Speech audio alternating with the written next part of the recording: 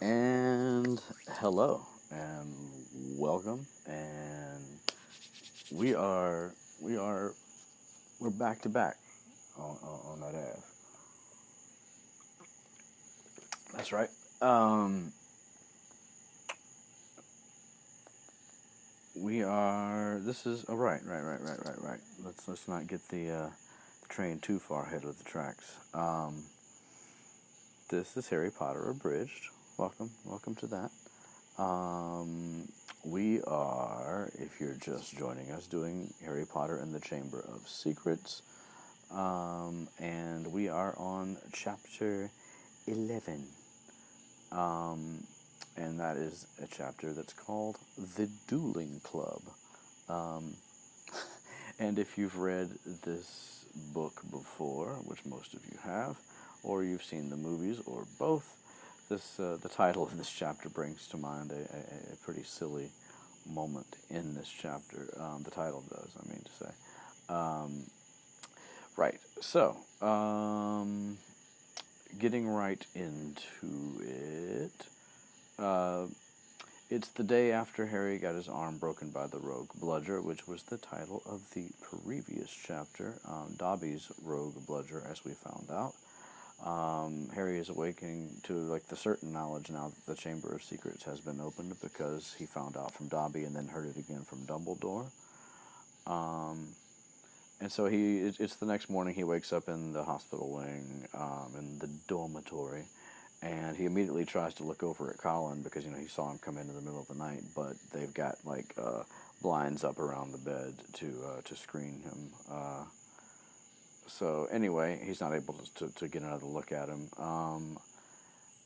And Madame Pomfrey comes over and makes sure that he eats, and then she's like, "Yep, your arm's good, so you can eat and you can leave." And so Harry gets out of there pretty quickly, heads up to Gryffindor Tower, and he's looking because he wants to tell Ron and Hermione everything he learned last night between what Dobby did and didn't tell him, and then also what he heard Dumbledore and McGonagall and Madame Pomfrey discussing about Colin and the second attack.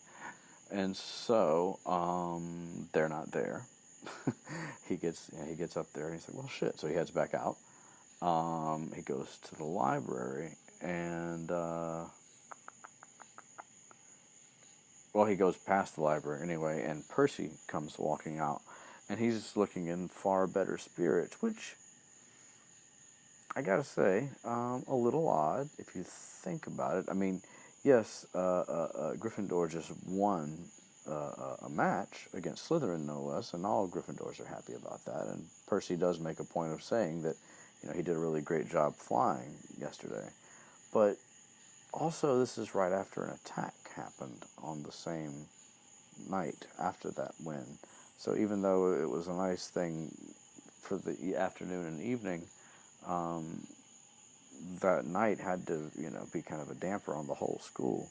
So why is Percy more in better spirits still the next day after an attack? That's just, I don't know. It's a little strange. But then again, Percy's on a bit of a strange track. So who knows? Maybe this is a little foreshadowing.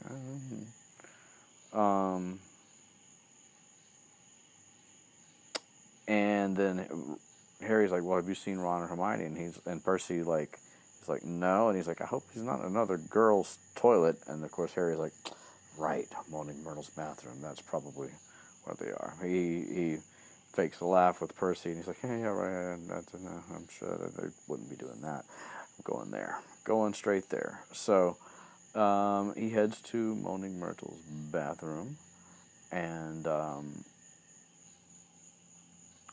make sure that he doesn't see anybody around. Then he comes in and announces himself, and they're like, "Oh shit, you scared us, bro." And they ask him about his arm, and of course it's fine. And he sees that they have gotten a head start on brewing the Polyjuice potion.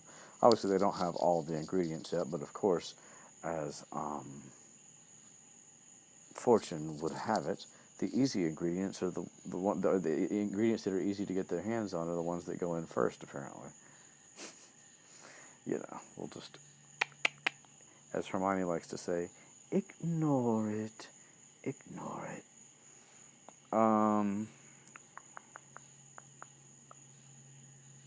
And so they're like, yeah, we would have come to see you at the hospital wing, but we decided it was a good idea because we heard about Colin.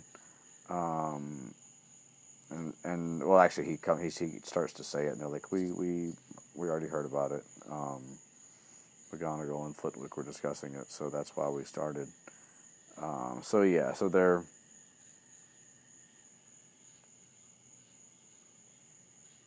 they're still convinced that Malfoy is the heir of Slytherin, and so they're thinking that because Malfoy was pissed about losing the match, he took it out on Colin. That's Ron's hot take. And Ron is all about some harebrained theories. I will say that he's not always the best.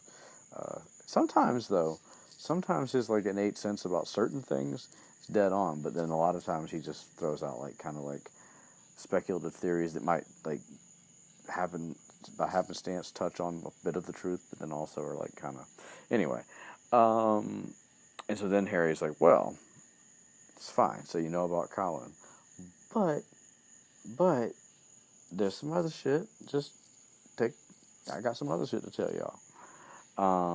And so he tells him about Dobby and the whole thing about like, the chamber being open and how it's been opened before.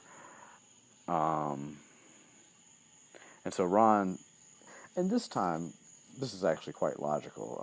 If you're going off the assumption that it seems like Malfoy is the most likely culprit here, which honestly it's not. I mean, I feel like even though Ron's wrong, I think he has every reason to suspect this. I think that a lot of people would suspect this. There had to be other people in the school that thought this, even though they don't really talk about it. But and so Ron's like, well, that makes sense then, because Lucius Malfoy would have been here like 50 years ago. He did it, and which I don't know. I'm saying 50 because that's when it's supposed to happen, right? But do they know that yet? I think so. Yeah. All right, well, see, that's the problem, is that, like I said in the last episode, I've been listening to the books, but I've already listened to all of this book, so sometimes it gets tricky for me to remember, like, what happened, especially because I started this book, as many of you know, I started this book a little while ago, like several months ago, did, like, a few chapters, and then, like, kind of went off again for a while, and so, yeah. Anyway, let's see.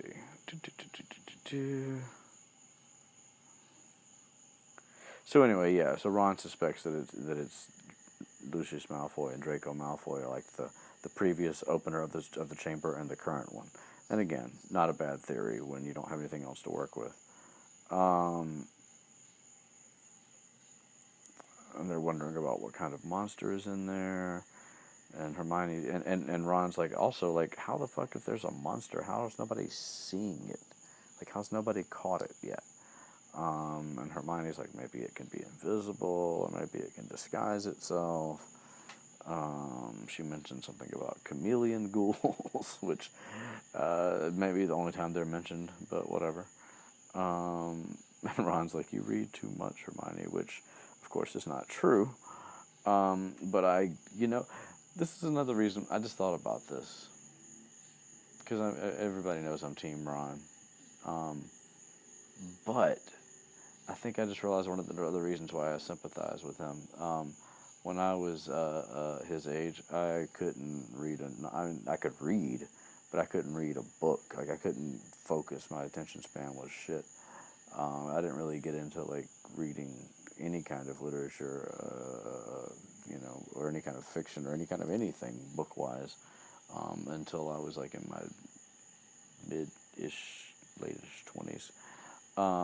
So, yeah, Ron being like about reading, I feel him.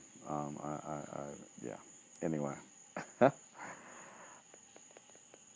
So, but yeah, as it turns out, it's very, very fortunate that Hermione's a big fat reservoir of knowledge, because it comes in handy many, many times.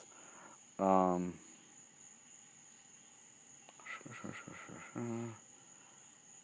of course, we get Ron sort of stating the obvious, but it's still kind of funny when he's like, "So, let's see, Dobby stopped us from getting on the train," which, of course, is what led them to like almost, getting whomped too much by the willow.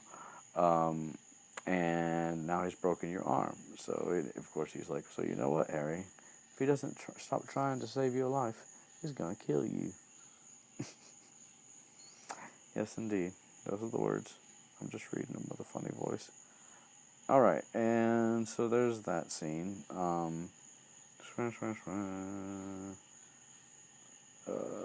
So now, of course, the school is all like freaking out because Colin's been attacked. So like, first it was a cat. Now there's a student. So that's like, obviously takes the realness of the whole problem up a few notches. And everybody's like, talking and muttering about it and trying to like figure stuff out. And there's rumors and suspicion and things like that. And it's it's noted that the first years are moving around in groups because they're just scared like to move along, because that's what Colin was the first year, and they're just everybody's kind of in very tension is high. Fine, simplificate. Oh, and Ginny update.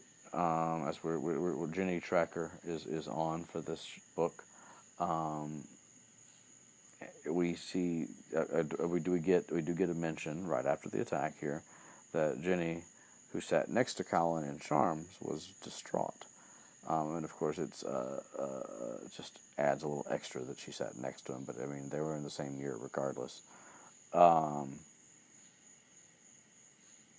And Fred and George are sometimes like the things that they do to cheer people up are hilarious, like legitimately hilarious and cool and funny and all that. But in this case, they're like covering themselves with fur or boils and jumping out at her from behind statues. That's not, she's already losing sleep, and she's jumpy and she's worried and she doesn't know why she's got, she's waking up and losing time. We don't know that yet, but that's what's happening. And then apparently Percy catches them and loses his shit and tells them that he's going to write to their mom if they don't leave her alone. So, always Percy. But in this case, kind of like hard to disagree with him. Like not the best plan, Fred and George. Anyway, and so there's also like this whole like black market trade springing up around the school. People selling like talismans and amulets and different types of like protective spells and charms and shit, or devices that are imbued with them anyway. And Neville buys like this evil-smelling onion. I don't know exactly how an onion smells evil, but I suppose I wouldn't like to find out. And everybody like points out to him like, "Yo, dude, you're not Muggle-born. You're pure-blood. It's cool. You're not gonna get attacked." And Neville's like, "Well, they went for Filch first, and everybody knows I'm almost a squib." Oh, Neville. No, you're not. Nope, you just didn't. You just weren't raised with very much self-confidence, bro. Neville is, yeah, man. Neville's story is actually really fucked up. Anyway. I just finished Goblet of Fire, and that's where you really start to get a true sense of it from that point on. But anyway, saving for that one for later. So anyway, that's the end of that scene, and then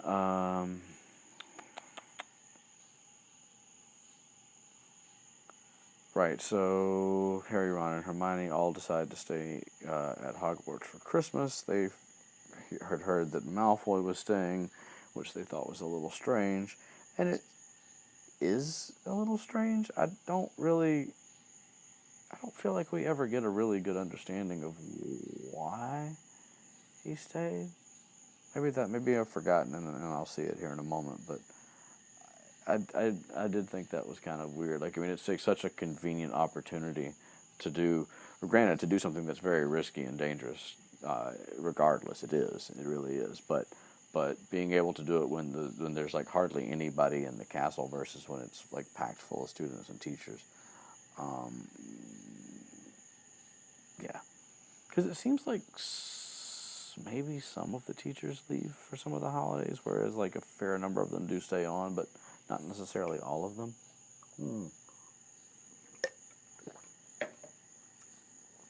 Stay hydrated. Listen to your oyster. It just occurred to me that like people who aren't part of the group that most of us are that are listening to this are gonna be like, what the hell did he just say? Oh well, it's okay.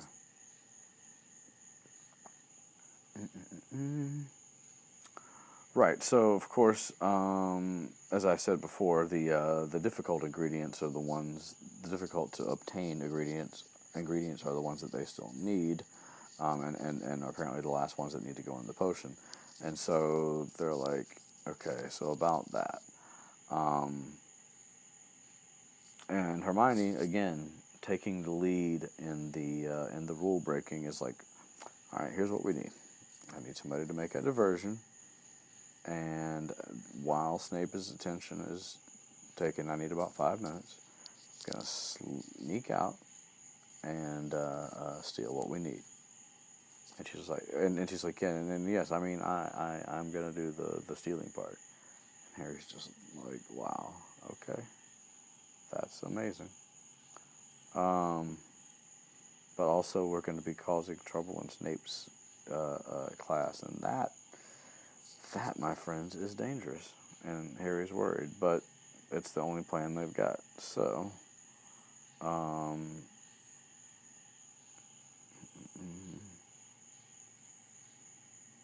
so we're in Snape's class now, and they're making a swelling solution, if I remember correctly. Yep, that's right. And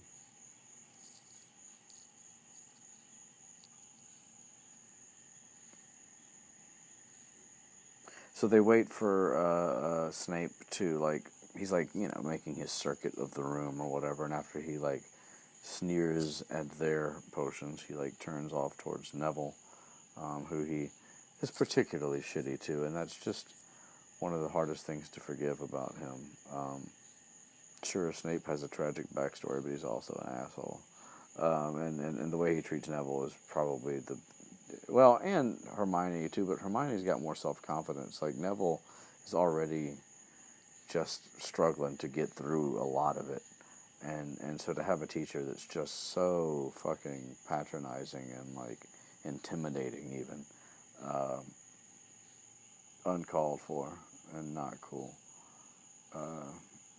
It's very childish of him to do that. Right. Anyway, so anyway, as he's off to go and do this thing, Hermione gives her signal, and Harry ducks down behind his cauldron and pulls out one of Fred's filibuster fireworks and lights it, and then throws it. Somehow he lobs it and lands it straight into Goyle's cauldron. How no one sees this is beyond me. I mean, maybe there's just, like, maybe they're in the back of the room, and so everybody's head's facing the other way by default. It's just miraculous that that's how it could work. I guess that must be what it is. They must be in the back row. Something like that. You know how, like, you form, like, images in your head of what like some of the classrooms are laid out like. And sometimes the movie is part of that. Sometimes it's just what you base how things seem.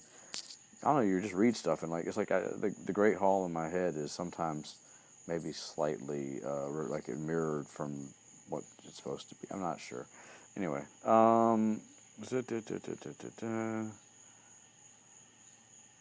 anyway, he does get away with this. Like he tosses the firework without being seen, gets back into his seat, and moments later, his Coils potion explodes, and the swelling solution splashing all over people, and Malfoy gets a face full, which is kind of nice. His nose swells up, but of course, Snape's there to like give them all antidotes, so it's like they're all pretty much get, healed very quickly. But in the middle of all that, somehow Hermione's able to slip out and go into Snape's office, and then slip back in, which is, I don't know. It seems to strain credulity, but maybe again it's dark. Maybe it's just the way the classroom's laid out. She can do this without like where she's like being blocked by other students from Snape's view, and everybody's facing the opposite direction. That's the best I can come up with.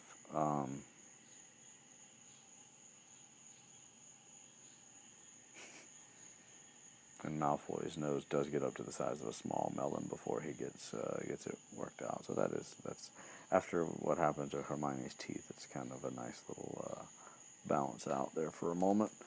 Only a moment, but whatever. Oh, but that's right. Snape's administering the cure or the antidote, whatever. So maybe that's why. Okay, I could see his attention being legitimately taken up because he's having to pay attention to like how much he's giving each student, however he's administering it. I don't know if they're like drinking it, if he's putting drops on the swollen parts. It doesn't. Let's see. What does it say? Oh no, they are drinking it. They are drinking it. So he's just administering it. So once that's all over with, and Hermione's already back in her seat, and everybody's gotten themselves unswole, Snape goes over to Goyle's cauldron and scoops out the firework, the remains of it. And everybody's like, oh, shit, girl. And, of course, Snape is like, if I ever find who threw this, I shall make sure that person is expelled. That was the worst Snape voice ever. It didn't even, like, it just sort of almost was, and then it wasn't at all. Not even close. Whatever. Point being, he real pissed. And so Harry's having to do his, like, it's so funny, like, Harry has to lie or be, like, untruthful acting towards Snape more than anybody else, it seems like, in the whole story. So he's having to, like, put on his fake puzzled face and be like, I wonder who was stupid enough to do this in this class. And, of course, Snape looks right at him. And we know that Snape can, like, perform legislamancy, which we learn about more in later books. But it's always kind of, like, indicated, even from, I feel like even in the first book, like, that Snape kind of, like, he does, I feel like maybe Rowling had an inkling about how that was going to work later, because there's, a lot of points made about, like, Snape staring into his eyes and sort of, like, knowing things without ever knowing, without ever being able to, like, prove them, because only Harry knows them, or only Harry witnessed them firsthand, is what I'm trying to say. Right, so, and so, yeah, and after that class, when it's over, Harry's like, he knew it was me. He just did. I could tell. But, again, there's no way to prove it, so that's that. So now, of course, they add the new ingredients to the cauldron, and they're a brewing. And so now they're down to 2 weeks before it'll be done.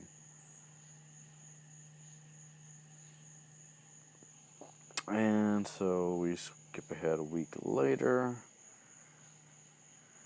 And oh yes, now we finally get around to the part that the chapter evokes in its title. So yeah, a week later, the three of them spot a notice up in the entrance hall, and it is a dueling club notice that's being started, and it starts that night. It says, it's funny, it says first meeting tonight, but it's the only time that it's ever mentioned. And I mean, it is kind of an abysmal failure, but then again, not abysmal. It just ends awkwardly and kind of weird. But like, in theory, it's something that could have continued. But well, anyway. So they're all like, well, cool. Dueling Club sounds interesting. So they're like, yeah, let's do it. And so they go down to the Great Hall that evening, and all the tables have been cleared, so you got a big ass open space. And apparently, like, a lot of people are there, like most of the school, which is a good number of people. Anyway, and they're all like, I wonder who's going to be teaching us. And Harry's like, well, as long as it's not, and there comes Lockhart, who is resplendent in robes of deep plum. And somehow he managed to get Snape, maybe because Dumbledore needed somebody that was at least competent with a wand in their hand, to accompany Lockhart. So anyway, Lockhart, does his whole Lockhart thing, make sure everybody can hear him and all that good stuff, and he explains, why he got permission from Dumbledore to do this, and he calls Snape his assistant, which is pretty hilarious. And he's like, yes, he tells me he knows a tiny bit about dueling himself. A tiny bit indeed, sir.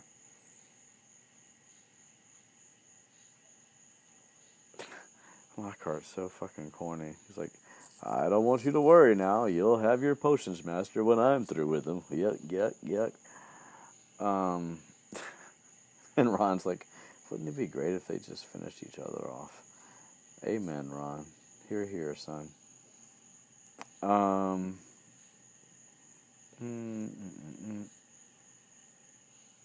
So right, so Snape is looking daggers. It doesn't say that, but that's basically what's happening at Lockhart. And so they're going to do a little demo for the class, for the school, not the class, the school, for everybody that's there. And so, yeah, they do a little countdown, and Snape pulls out an Expelliarmus, and Lockhart is disarmed and thrown back against the wall. And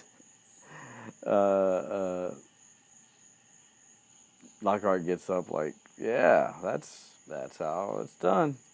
He's like, now, that was a good idea, Professor Snape, but if you don't mind me saying so, I saw that coming.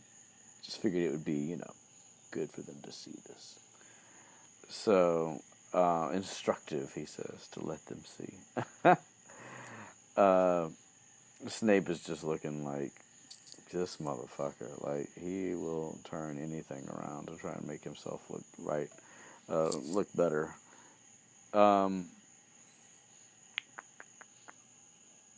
So so then they after that little brief demonstration, they're like, all right, we're going to pair you guys up, and we're going to let you do the same thing. And Snape splits up the trio and sends Ron to partner Seamus, and of course he puts Harry with fucking Draco Malfoy. And Hermione gets partnered with this other random Slytherin girl, Millicent Bulstrode, who I think is only mentioned in this book ever. But then again, Slytherins aren't mentioned as often anyway by name, but still.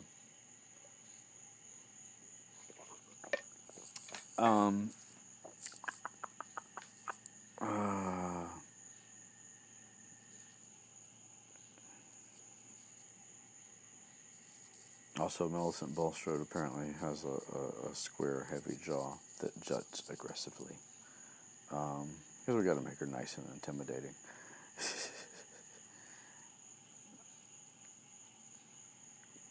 So anyway, of course, this all becomes about Harry and Malfoy for a minute.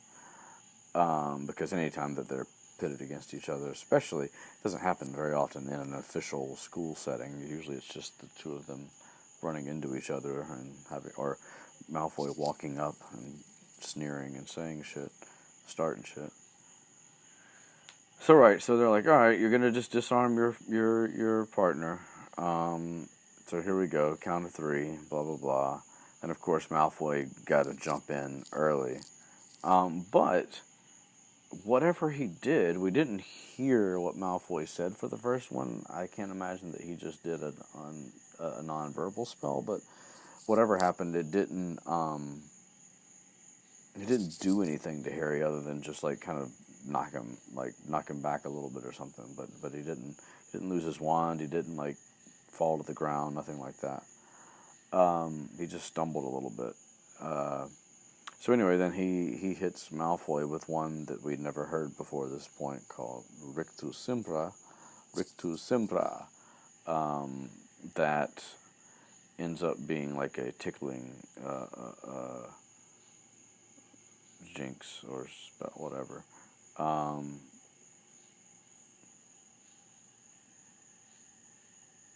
And so Harry, being like the good sport that he is, doesn't go in to like do any more damage after he's hit Malfoy with that, because he's like doubled over, and so he's like, instead of piling on, he kind of like hangs back for a minute to wait and see what happens with Malfoy. And in the middle of that, Malfoy manages to like gasp out a different spell, Talentalegra, which is the the name makes it sound like spider legs, tarantula, like it sounds like tarantula, but I think it's like the jelly legs or something like that. It's the same thing that happens to Neville in book 5, I think it is.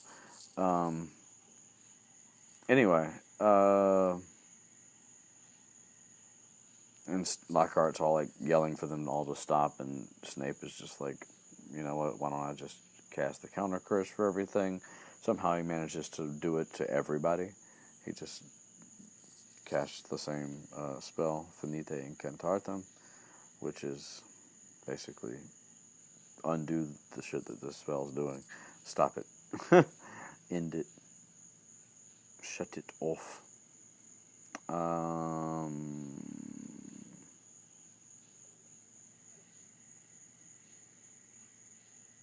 Right, and so,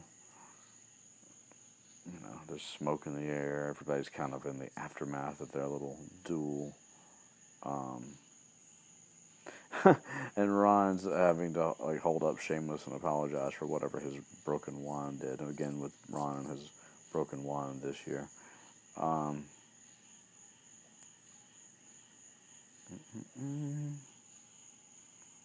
And Millicent Bulstrode has Hermione in a headlock.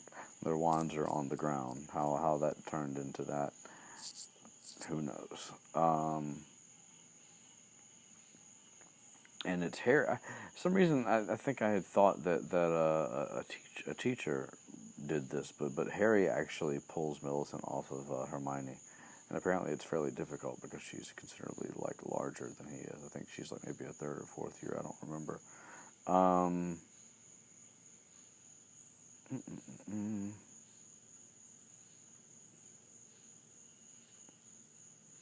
so then Lockhart's like, well, I think I need to teach you how to block unfriendly curses, unfriendly spells, he says. Which, in theory, sounds like a great idea. But then he, like, does this little demonstration, and he just, like, wiggles his wand in some sort of weird way, and it falls. And Harry's like, what? Because they pulled Harry and Malfoy to, like, sort of the front of the group to, like, demonstrate this blocking thing. But, like, Lockhart doesn't say a spell, and he doesn't accomplish anything. He just does, like, a weird little wiggly motion with his wand and then drops it. And he's like, yeah, just do what I did. And Harry's like, drop my wand. So, yeah, that doesn't help.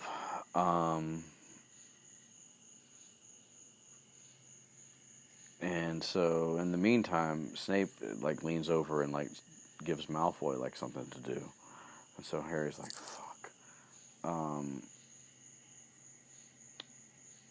So, anyway, so, yeah, then they count them off, and, 3, 2, 1, all that good stuff. And Malfoy does this other spell, Serpensortia, that produces a big-ass snake, a black snake. And this is an interesting thing that to have done, because it's like, it could, in theory, be like, well, the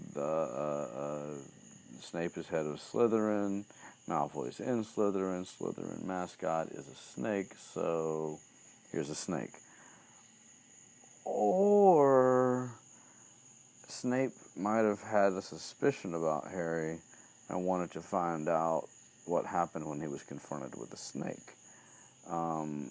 Wondering if, that might be, maybe not so much, well, yeah, like in relation to Slytherin himself. In other words, trying to figure out if he's the heir. I feel like there was something else I was about to say, but then it just kind of flew away on the wind, so whatever.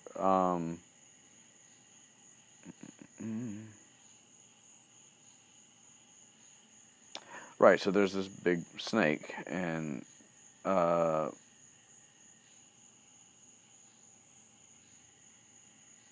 everybody kind of like backs off a little bit and freaks out a little bit.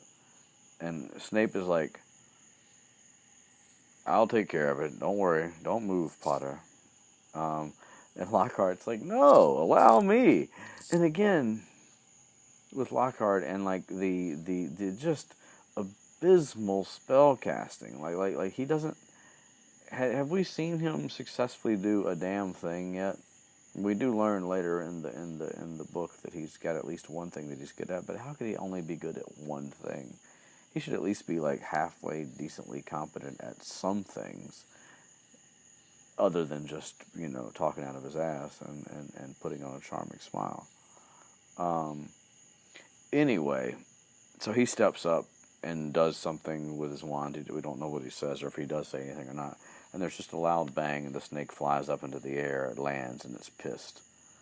And it goes, for whatever reason, for Justin Finch Fletchley. And it's like, got it, it's raised, it's poised to strike, and it's headed towards him. And then Harry, like, sort of instinctively, steps forward and tells the snake to leave him alone. He says, leave him. And, like, the snake completely, like, chills. It just goes, oh, okay.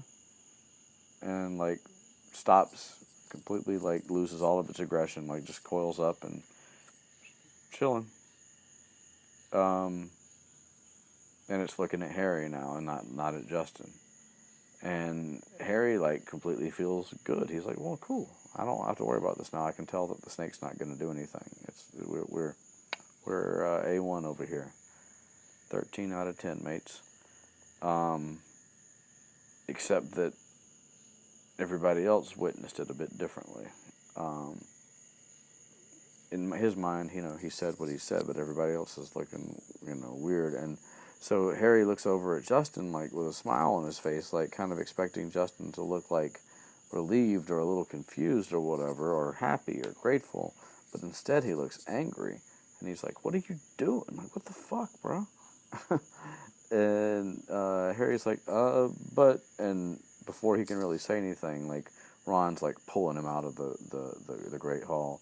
And so this is the end of the first meeting of the Dueling Club, apparently. It's just that, like, some weird shit happens with the snake, which, by the way, then Snape, steps forward and does get rid of the snake without asking or announcing it. He just does it this time.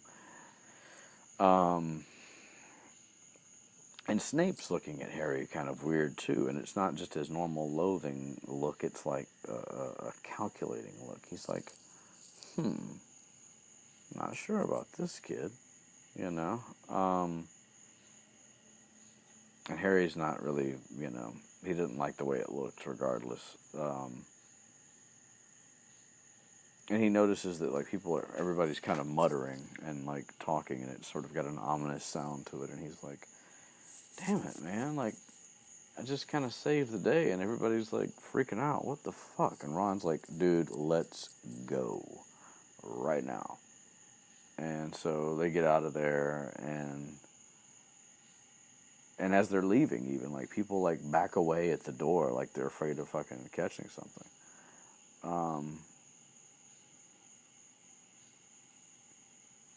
And so they go all the way back up to the common room, which is empty because everybody's still downstairs, I guess. And Ron pushes Harry into a chair and everything, like, sit down. He's like, you're a Parselmouth. How the fuck did you leave that out, bro? Known you for like a year and a half now, and what? Harry's like, I'm a who? He's like, you can talk to snakes. And Harry's like, oh yeah, this is a funny thing about this python. Back before I knew I was a wizard, not a python, boa constrictor, set him on my cousin Dudley, at the zoo. He said that he'd never seen Brazil, but that's where his breed was from. And Ron's like, a snake told you had never seen Brazil? What the fuck, Harry? And Harry's like, dude, big deal. Like, I'm sure plenty of people can do that. And he's like, no. Also, no, it's not common. It's bad. And Harry's like, why is it bad? It's like, man, if I hadn't told that snake to chill the fuck out, it's like, oh, that's what you did. And he's like, well, you noticed that it didn't do the striking thing, like, after I said something. And he's like, he's also like, how did you not hear me? And he's like, well, I heard you speaking parcel tongue, snake language, but I didn't know what you were saying. And Harry's like, whoa, time out, bro. I can speak a different language? How can I speak a different language if I don't know what it is? And Ron's like, your guess is as good as mine.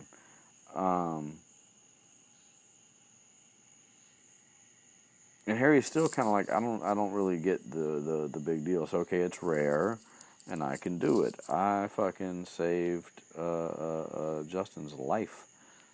And he's like, what does it matter how I did it, as long as, like, Justin, as he says, doesn't have to join the headless hunt, which is a valid point.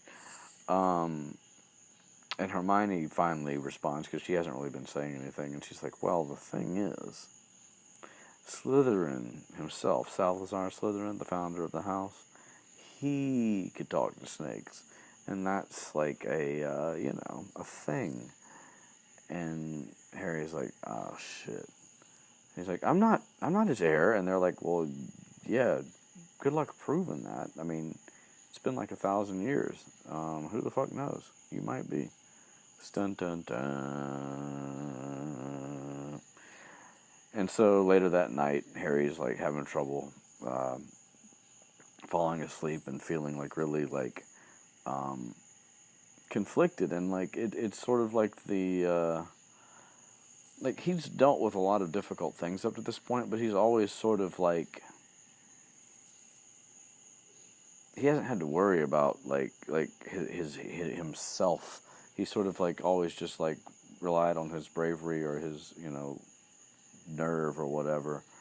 But now he's like, what if I'm like sort of cursed with being like the heir of this like really not good person, you know, like he's sort of having like self-doubts here that he hasn't really had to deal with before. And he's like having to like talk himself out of it, sort of like he's like, but I'm in Gryffindor, but then he's like also like, but the Sorting Hat wanted to put you in Slytherin. So, you know, and that sort of thing sort of plays back and forth with him for a little while until there's a conversation coming later that will address that more directly. Anyway, he's like, fuck it, tomorrow I'll go see Justin and tell him what happened, and that'll be that. Because they have herbology together. He's like, we'll hammer this out. This is not going to persist. I refuse. However, the next morning, it turns out that there's basically been blizzarding outside, and so the last herbology lesson of the term is canceled. And so, and Professor Sprout is attending to the mandrakes because she doesn't really trust anyone else to do it, since they're going to need to be used to revive the people who've been attacked. So, anyway, so they're sitting around in the common room the next day, and Ron or Hermione's like, dude, quit belly aching about fucking Justin. If you want to talk to him, just go find him. He's somewhere around. They don't have class right now either. Theirs was canceled too. So he's like, fine, I will. So he heads out, and let's see, makes his way through, and so he decides to go to the library because he figures there's a decent chance that they'll be catching up on some work or something like that, you know.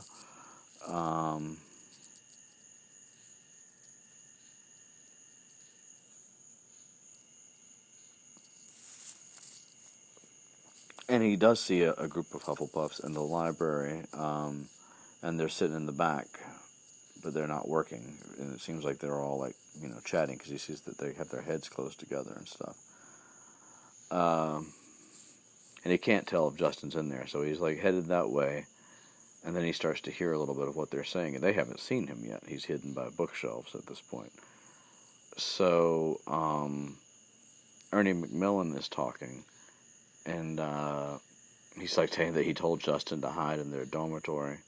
And he's talking about like, oh, if Potter's marked him down as his next victim, it's best if he keeps a low profile. So like they're really taking this shit like super seriously. They're thinking that Harry is Slytherin's heir.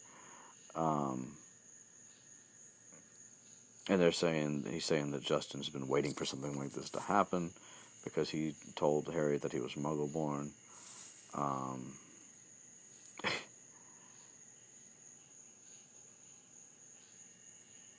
And Hannah Abbott like interjects like, you really think it's Potter, huh, Ernie?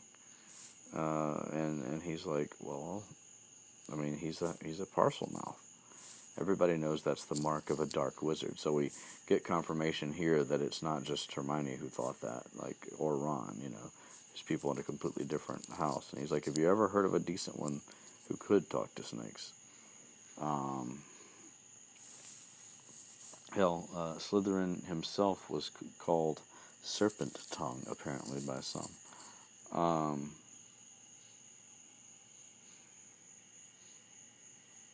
So, and Ernie's laying out his evidence. He's like, Harry had a run-in with Filch. Next thing you know, it's Filch's cat. Then he says, oh, that Creevy boy was annoying him, so he got him next. Because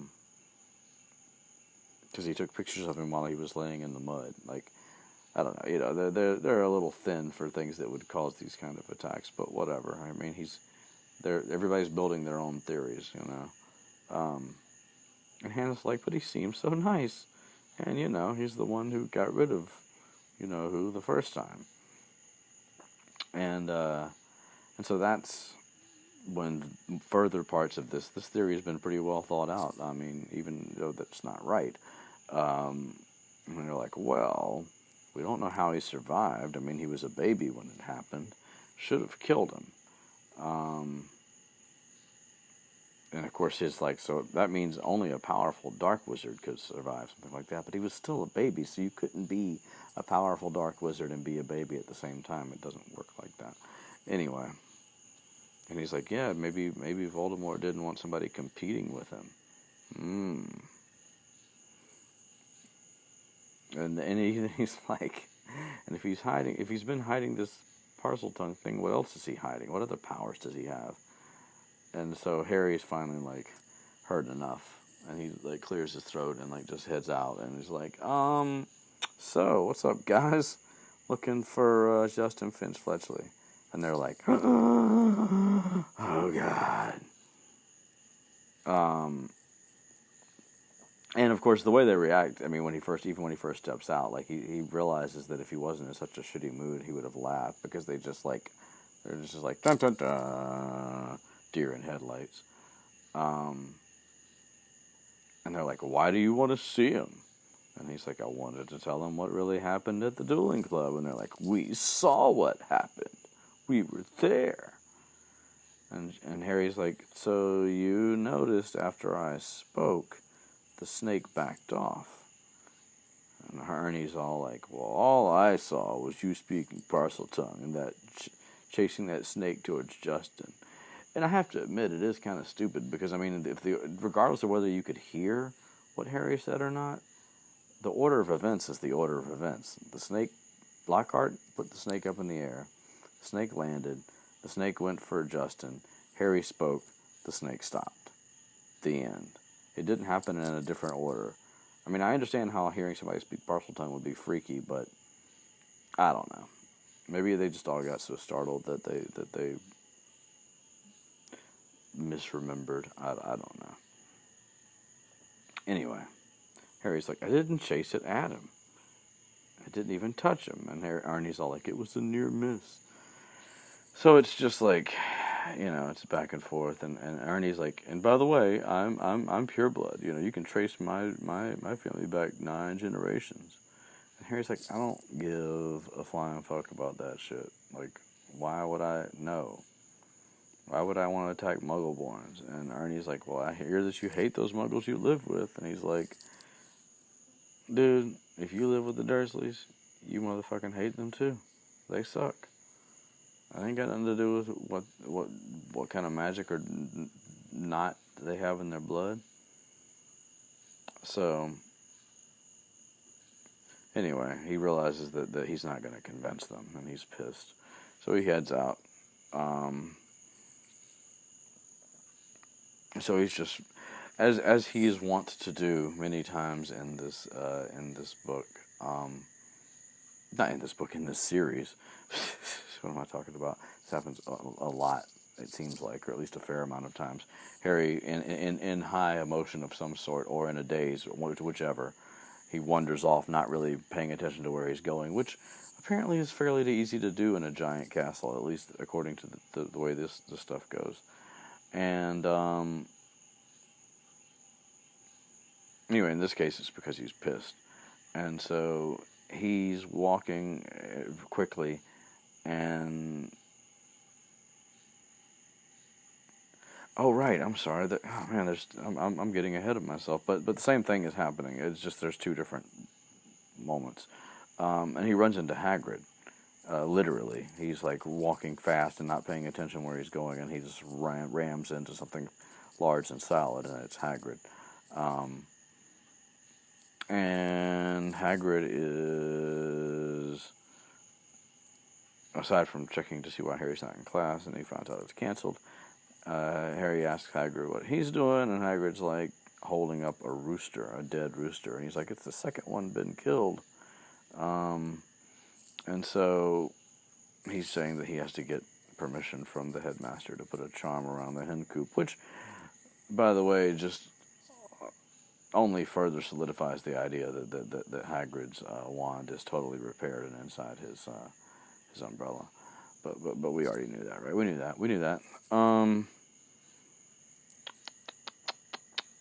And Hagrid looked at Harry a little bit more, and he's like, you sure you good? You look kind of, like, pissed, man. what's up? And Harry's like, I'm not gonna tell, because I mean, one thing about Hagrid, he's fiercely loyal. So I mean, if you told Hagrid this, it would just get him like, he would either be like, you should ignore them, they'll come around, they're stupid, or he'd be really angry on behalf of Harry, one of the two. And he just doesn't even want to talk about it. He just doesn't even want to get into it. He's like, it's, you know what, never mind. I got to get ready to go to Transfiguration. So, and he's like headed off again. And he's like hearing what Ernie was saying in his head. Justin's been waiting for something like this to happen ever since he let slip the Potter. He was Muggle-born.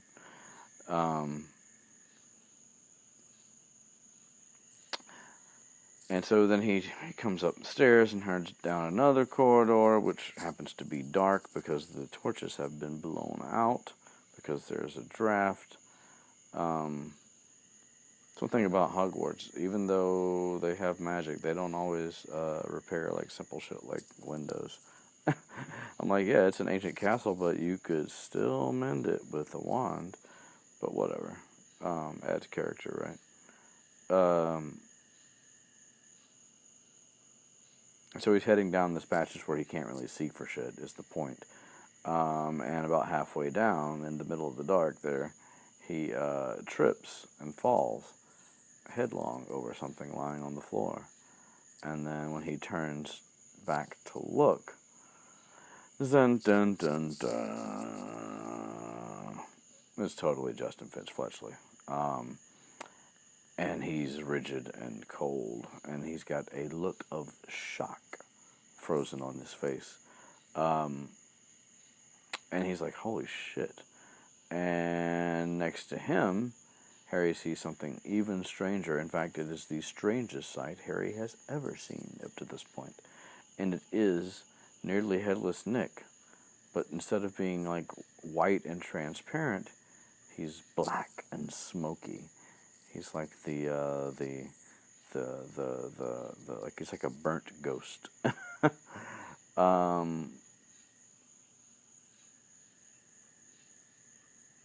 And so he's just like frozen, it's still him, but it's like the white's been replaced with black, and he's not animated. He's just like frozen there. So Harry gets up and he's like freaking out, and he's alone in the corridor aside from these two victims, and of course he could bolt, and nobody would ever know what happened, or nobody would ever know that he was near this, and he knows that he didn't do it. Obviously, he didn't make the attack, but it's Harry. He's not gonna leave, even with all the things that frustrated him. It's just not in his character as a person or as a character. to leave his classmate, or even just another human being like left just like this.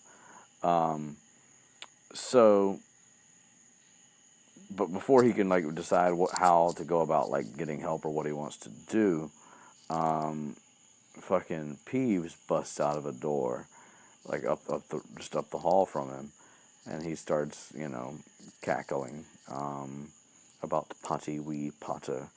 And he's like, what are you doing? What are you up? Why are you? Oh. And Peeves, like, flips upside down. And like, as he's halfway through his somersault, he stops and he sees Justin and Nick. And he flips back up. And he just yells really loud, attack, attack. No one is safe. Run for your lives. Blah, blah, blah. Blah, blah, blah. Attack. And so all the doors in the hallway bang open, and everybody floods out into the corridor, and everything is just like mayhem and insanity, kind of, sort of. Okay, maybe it's just confusion. But people are like almost stepping on Justin, and people keep standing inside of nearly headless Nick, which I wonder if he was still cold. They say when you walk through a ghost, it's like being doused with cold water. I wonder if a petrified ghost is colder or less cold.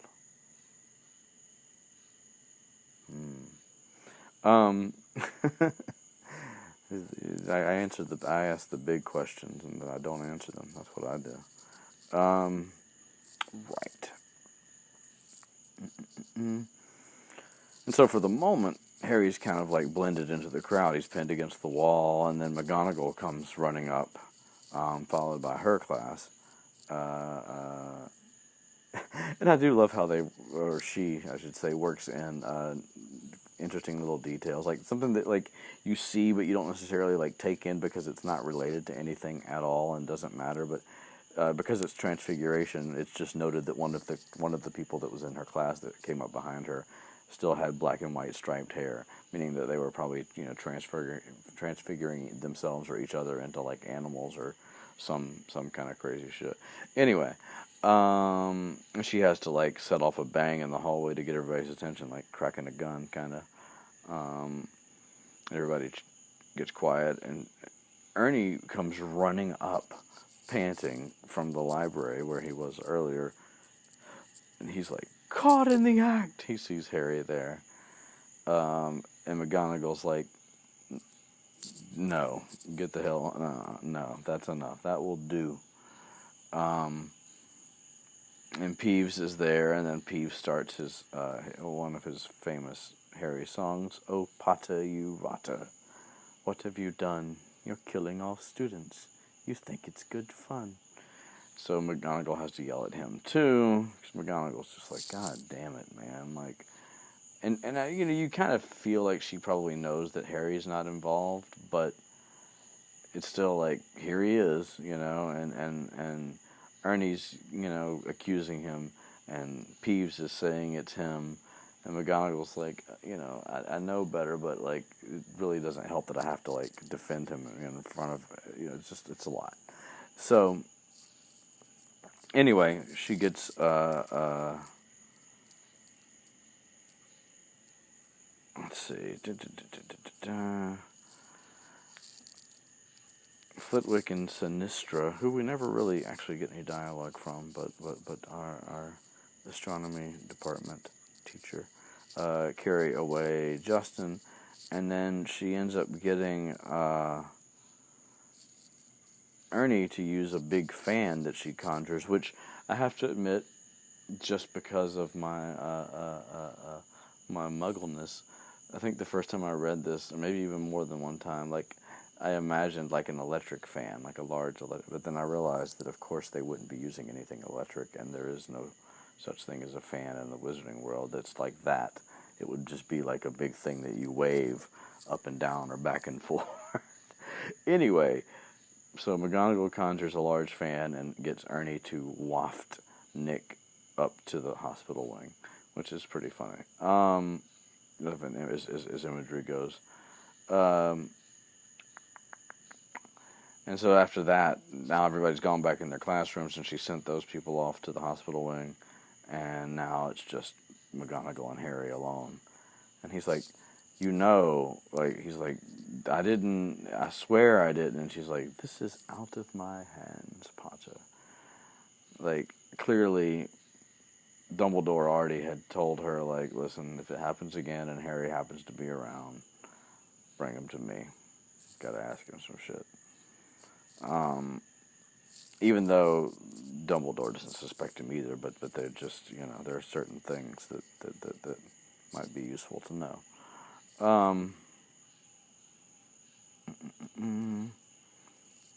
And so I think this is the first time that Harry's going to Dumbledore's office. Yeah, because they get to the corridor with the ugly gargoyle, and yeah, Professor McGonagall uses the first password that we learned. Obviously, it changes later, but it's sherbet lemon, which is a reference back to the first book, which is it's a Muggle sweet that Dumbledore is fond of.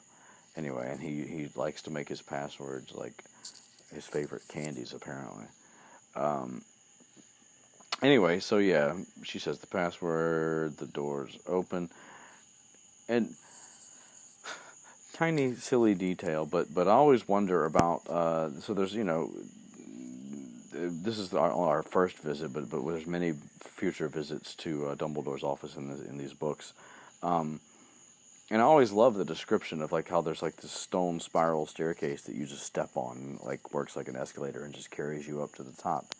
What I wonder is there like, because it's magic, of course, does it know when you're at the top and it just stops? Or is there like a landing that, that like is big enough to accommodate like, 2 or 3 or 4 people that you can then step off onto at the end, and then there's a door? You know what I mean? Or does it end right at the door and it just stops moving when you get to the top? Just things that I would ask Rolling. I mean, I've got better things than that, but that's one other little thing. Dun,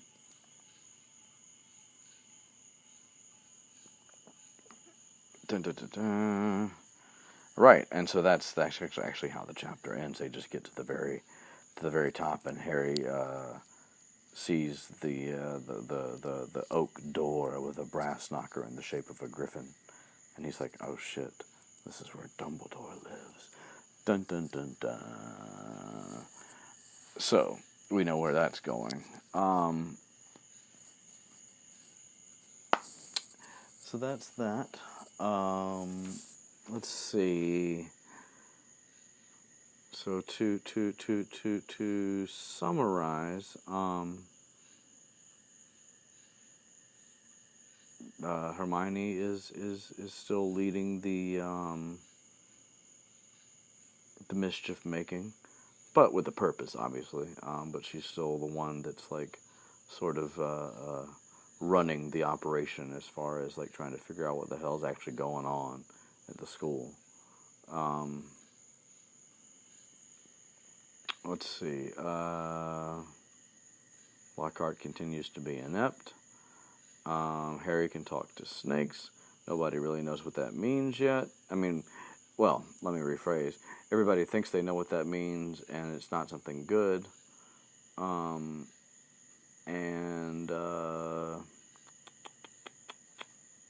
Yeah, the Hufflepuffs are definitely convinced that Harry is the heir of Slytherin.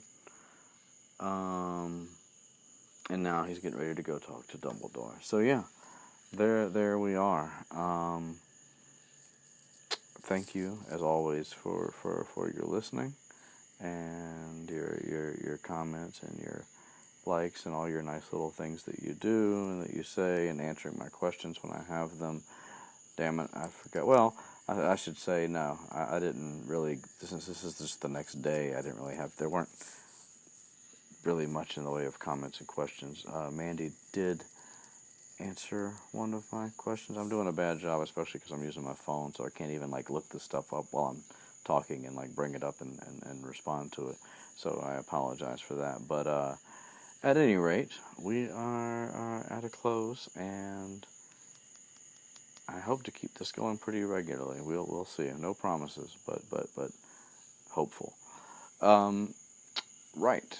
Everybody have a lovely whatever part of the day it is where you are, and we will see you next time. Peace.